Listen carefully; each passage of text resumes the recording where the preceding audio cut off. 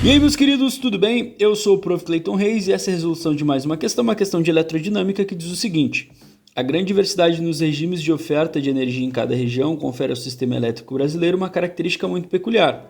A demanda de energia pode ser atendida por uma grande variedade de gerações ao longo do território nacional. O esquema a seguir mostra as etapas da transmissão de energia elétrica. Bom, então tudo começa aqui na usina hidrelétrica, na usina elétrica, que no caso aqui é uma hidrelétrica, conjunto gerador, subestação de elevação de tensão, aí aquelas torres de transmissão que passam nas estradas, depois uma subestação rebaixadora de tensão, as linhas de distribuição de energia elétrica que a gente está mais acostumado, o transformador que vai baixar mais um pouco a tensão até chegar nas nossas casas. Aí continua a questão. A tensão elétrica produzida pela usina é elevada antes da transmissão e depois rebaixada antes de ser distribuída para a área residencial. A razão para que seja adotado tal procedimento é... E aí o que a gente tem que entender, tá? O motivo pelo qual a gente tem essa elevação é o mesmo motivo que em algumas casas, às vezes a gente faz a troca do chuveiro 110 para o 220, tá?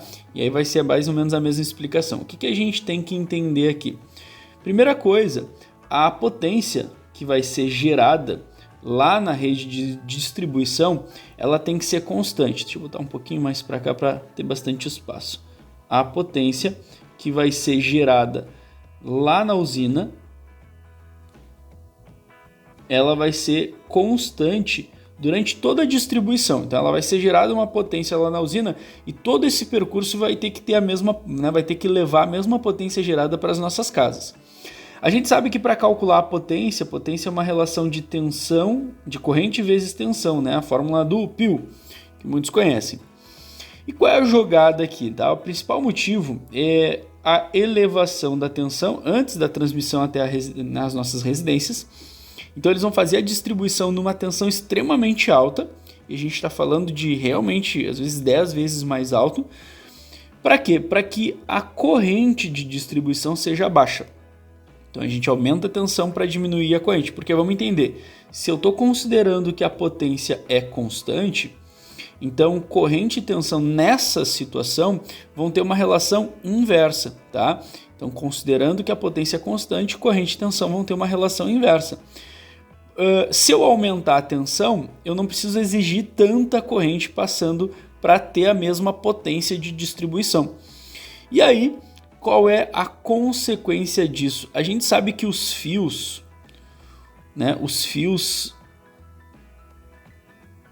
são os nossos condutores, e os fios, baseado na grossura dele, na espessura dele, na bitola, que a gente chama, ou área, a gente pode botar aqui como área da seção transversal. Tá? A gente sabe que os fios eles têm uma área, uma bitola baseado no tipo de corrente que a gente quer utilizar, que a gente quer percorrer por esse fio. E que quanto mais grosso for o fio, mais área de seção transversal ele vai ter e mais corrente pode passar por ele. Como se fosse uma mangueira passando água, Seria mais ou menos essa relação, óbvio que não é a mesma coisa, mas só para a gente fazer a analogia. Então, qual é a jogada aqui? Quanto mais baixa for a corrente que eu estiver passando por aquele fio, consequentemente mais baixa pode ser a área da seção transversal desse fio. E aí eu consigo economizar. Eu consigo usar fios mais finos, que exigem menos matéria-prima, menos material para fazer ele, porque eu estou tendo menos corrente.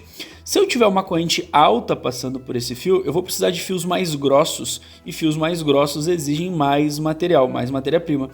E aí, olhando as alternativas, a gente consegue justamente ver na alternativa A, que é a resposta para essa questão, exatamente esse motivo. Tu fazendo essa elevação de tensão, tu consegue gerar uma economia. Por causa do quê? Pela possibilidade de usar fios mais finos, com uma bitola menor, com uma espessura menor nas linhas de transmissão.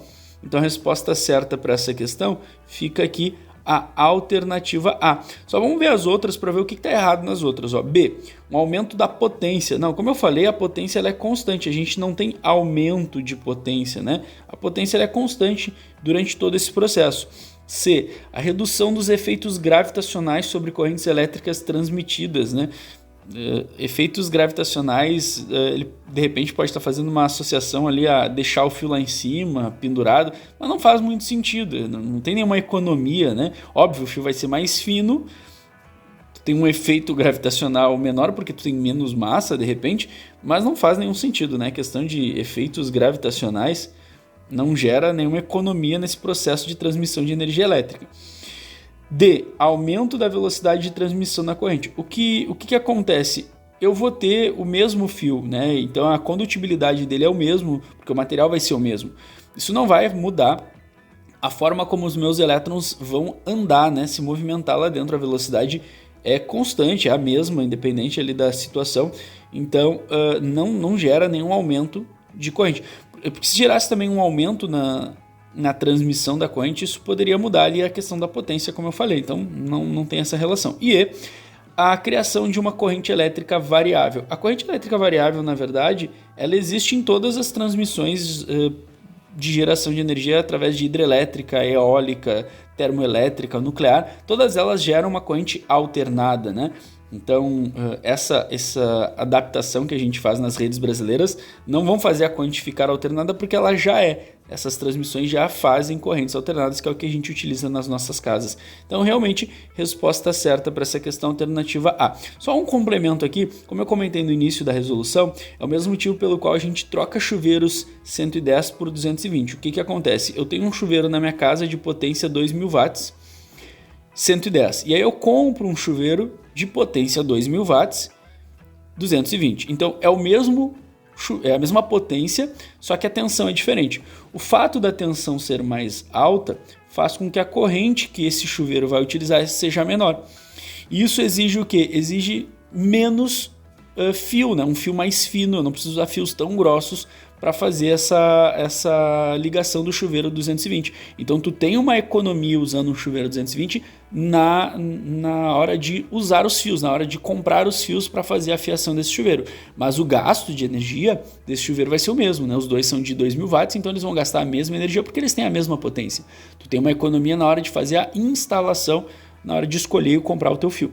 Beleza? Espero que vocês tenham entendido, espero que vocês tenham gostado. Muito obrigado por assistirem até aqui. Fiquem ligados aí nas próximas resoluções. E era isso. Bons estudos para vocês e tchau, tchau.